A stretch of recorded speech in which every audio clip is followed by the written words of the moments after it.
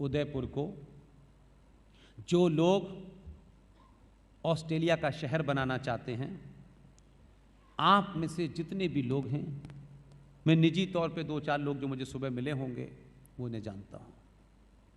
मैंने फिर कहा, अगर पार्टी, संगठन और राष्ट्र, इन तीनों में अगर ये चुनाव करना पड़े कि हम इन तीनों में से किसकी गुलामी स्वीकार है, तो मैं कहूंगा कि राष्ट्र की गुलामी करना सबसे अच्छा है।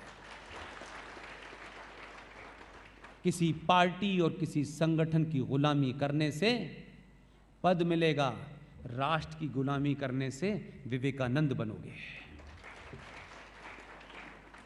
इसलिए आप सब लोग संगठन से ऊपर, मैं संगठनों में जो हैं जिनको रहना है रहें, एक एक आदमी छोटे उदयपुर का ये तय करे। मेरे 2 बच्चे हैं, मेरा 1 बच्चा है, मेरे 4 बच्चे हैं। मैं आज से इस छोटे नागपुर के जितने भी आदिवासी हैं उस परिवार से 1 बच्चे का खर्चा उठाऊंगा। कुछ नहीं करना है। और मैंने कल रात बहुत सारे लोग मिलने आए थे मुझसे, तब भी मैंने कहा, ये जो सनातनी हिंदुओं को भूख है ना हर चीज की तस्वीर छपवाने की, नेताओं को तो बहुत है। ऐसे ऐसे नेता मैंने देखे हैं, 25 साल पत्रकारिता की है मैंने। किसी गरीब बस्ती में केला बांट रहे हैं, एक केला 12 लोग पकड़े हुए हैं। केला भी सोचता होगा कि मेरी जान निकाल लेंगे। 12 लोग एक केला पकड़े हैं और जिस आदिवासी बच्चे को दे रहे हैं वो ना नीचे से कुछ पहने ना ऊपर से कुछ पहने हैं, उसको दे रहे हैं और उसकी तस्वीर छपवा रहे हैं। ये सबसे ज्यादा इतना बड़ा क्राइम है कि इन्हें गोली मार देनी चाहिए। उस गरीब बच्चे की गरीबी बेच करके आप अपनी नेतागिरी चमकाना चाहते हैं कि हमने आज एक केला बांटा। जिनको आप गाली देते हैं वो ऑस्ट्रेलिया से आए, इंग्लैंड से आए, कोई तस्वीर देखी उनकी आज तक आपने? क्योंकि आपको वो कटिंग लगानी है टिकट मांगते वक्त के हमने केले बांटे हैं। एक केला 12 लोग और तस्वीर खिंच रही है। शर्म नहीं आती? मंदिर में पैसा चढ़ाते हो तो गुप्त चढ़ाते हो और केला बांटते हो तो उस नंगे गरीब आदमी की गरीबी को दिखा करके अपना कैरियर बनाना चाहते हो तुम। ईमानदारी यहां होनी चाहिए। सार्वजनिक मंच पे ईमानदारी का ढकोसला नहीं पीटता, जो हैं वो कहिए। इसलिए आप 10 रुपए, 2 रुपए, 5 रुपए, 4 रुपए, और बहुत सारे मंदिर हैं, बनते रहेंगे। मैं मंदिरों से ज्यादा मेरे लिए इंपॉर्टेंट है कि ये जो करोड़ों 90 करोड़ चलते फिरते मंदिर हैं, अगर ये ताकतवर होंगे तो करोड़ों मस्जिदों को भी मंदिर बना देंगे। जो 40,000 मंदिरों को तोड़कर जिहादियों ने मंदिर की जगह मज़ारें बना दी हैं, अगर आपका पुरुषार्थ जाग जाएगा तो आप सबको ले लेंगे, और आपका पुरुषार्थ नहीं जागेगा तो 500 साल के बाद एक मंदिर मिलेगा, आप उसका राग बजाते रहेंगे, तब तक कई मंदिर आपके समाप्त हो जाएंगे। इसलिए एक बात कहकर के अपनी बात समाप्त करता हूं। चुनाव की बात मैंने बीच में कही थी। ईमानदार हैं अगर, और आज का खाना आपने ईमानदारी के नाम से खाया है, आपने जो अन्न खाया है आप उसकी सौगंध और उसकी कसम खुद खाइए, खुद अपने आप से खाइए और पूछिए 5 मिनट खड़े होकर अपने आप से, क्या सच में मैं ईमानदार हूं? गले में पट्टा डाल करके ताली बजा के भारत माता की जय कहने से कुछ नहीं होने वाला मेरे भाई। इसको जो लिखा है, जिस दिन उसका 1% जी लोगे, आधी समस्या सॉल्व हो जाएगी।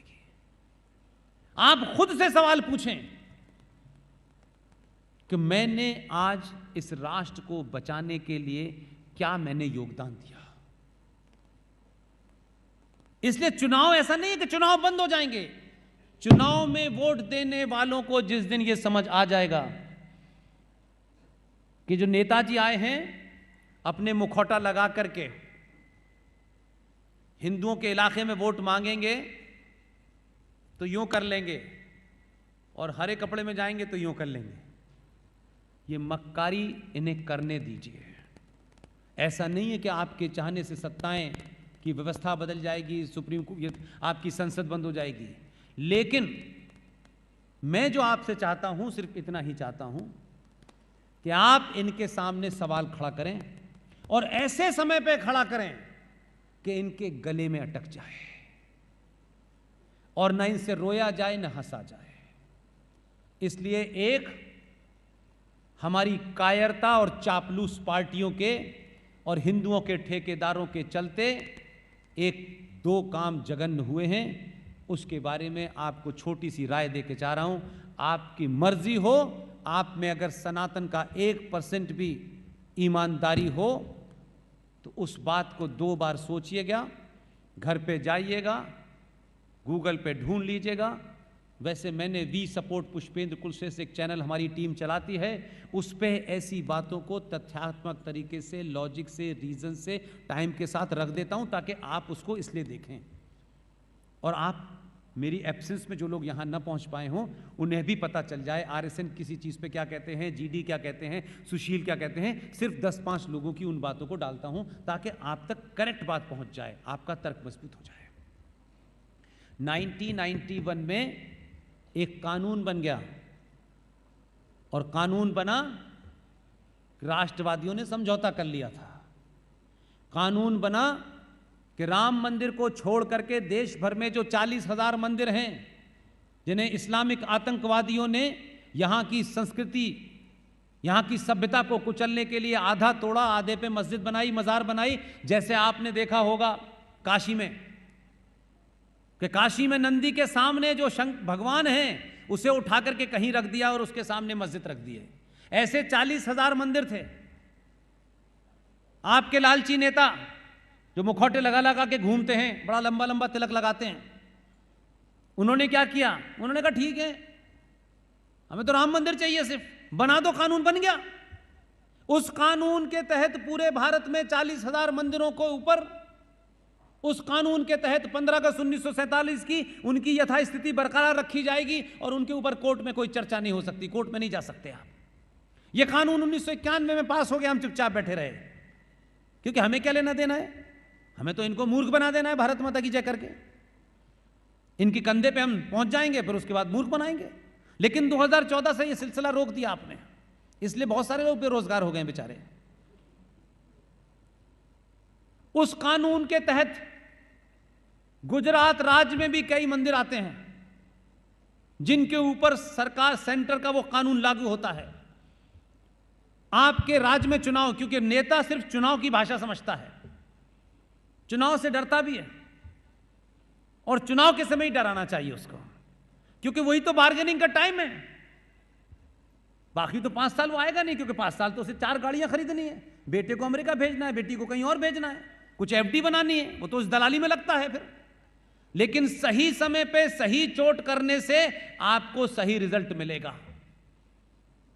नेताजी जब वोट मांगने आए तो नेताजी के वोट मांगने से पहले पूरे राज्य में आप एक मुहिम चलाएं कि 1991 का जो कानून बना है, जो पूरे देश पे लागू है, उसमें एक संवैधानिक प्रोविजन है। उस प्रोविजन को, संवैधानिक में कोई काम आपसे गैर संवैधानिक करने के लिए नहीं कह रहा, कोई काम गैर कॉन्स्टिट्यूशनल करने के लिए नहीं कह रहा। मेरा मकसद आपको भड़काना नहीं है, मेरा मकसद है आप तथ्यों पे, तर्कों पे, लॉजिक के साथ अपनी बात को रखें, ताकि आपको कोई ये न कहे कि यार आप कैसी बेकार की बातें करते हो। भारत के संविधान की एक धारा है 254 ब्रैकेट में 1 ब्रैकेट में 2, सॉरी, यह धारा हर देश की विधानसभा को एक ताकत देती है।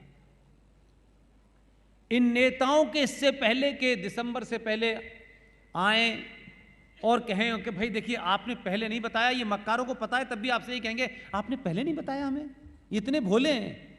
वहां पिक्चर देखने गएंगे विधानसभा में, क्या देखने गए कि अगर इनको नहीं बताया तो। आप उनसे आज से ये मुहिम चलाएं कि ये जो प्लेसेस ऑफ वर्शिप एक्ट 1991 है, इस प्लेसेस ऑफ वर्शिप एक्ट को गुजरात से समाप्त करने के लिए, यानी हर राज्य को वो ताकत है कि वो अपने राज्य में इसको हटा सकता है।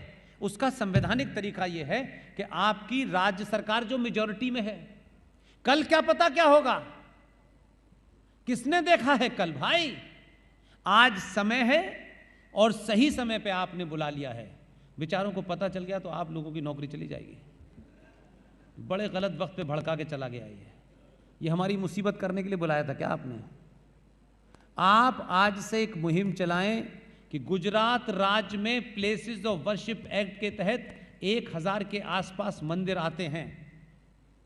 उन मंदिरों के ऊपर से इस एक्ट को जो केंद्र सरकार ने भारत की संसद में पास किया है, इसे निरस्त कर दिया जाए। तो आप एक मुहिम चलाइए कि इस वक्त जो राष्ट्रवादी हैं, आप तो पहले से हैं, 14 तो दिल्ली हुआ 14 में, आप तो 15 साल पहले से हैं।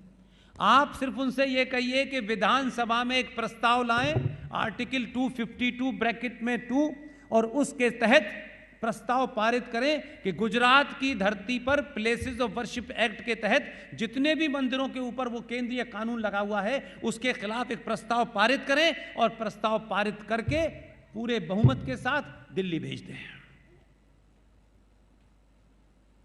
संविधान यह कहता है कि राज्य सरकार को इस बात की इजाजत दी जाती है कि केंद्र का कोई कानून अगर वो नहीं पसंद करता है तो इसके तहत पूरी विधानसभा में उसे रखें, बहुमत से पास करा दें। इत्तेफाक से इतिहास ने जो लम्हा, इतिहास ने जो क्षण आपको दिया है वो इतना खूबसूरत है। गृह मंत्री भी आप ही का, प्रधानमंत्री भी आप ही का, और जो राष्ट्रपति भवन में बैठा है वो आपके प्रधानमंत्री को संघ कार्यालय, संघ की शाखा कानपुर में जब लगती थी तो यही राष्ट्रपति मोदी जी को कैरियर पे बैठा के 4 किलोमीटर ले जाते थे। मैं कोई बात हवा में नहीं कहूंगा, तथ्यों के साथ, इसलिए मैंने कहा। बाकी आपको दिखाना है मैं यहां का नागरिक नहीं हूं, मैं तो नहीं कर सकता। जैसे ही कैरियर पे बिठाने वाले राष्ट्रपति के पास वो जाएगा, उन्हें मालूम है गुजरात से आया है और 2 गुजराती यहां बैठे हुए हैं।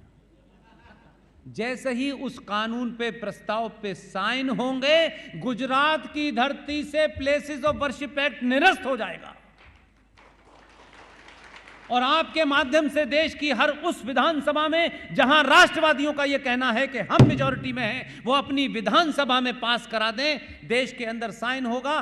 प्लेसेस ऑफ वर्शिप एक्ट के तहत 40,000 मंदिर, जिसमें अरबों खरबों की जमीन है, हमारे पूर्वजों के वो मंदिर हैं। ऐसा आर्किटेक्चर दुनिया में नहीं मिलता है। सबके ऊपर से जिहादियों का कब्जा हट जाएगा, सरकार का कब्जा हट जाएगा। आपको नए मंदिर बनाने की आवश्यकता नहीं है। वो जो मंदिर बने हैं उसका आर्किटेक्ट दुनिया में नहीं मिलता है, वो आपकी प्रॉपर्टी होगा। आप उसमें बड़े बड़े गुरुकुल खोल सकते हैं।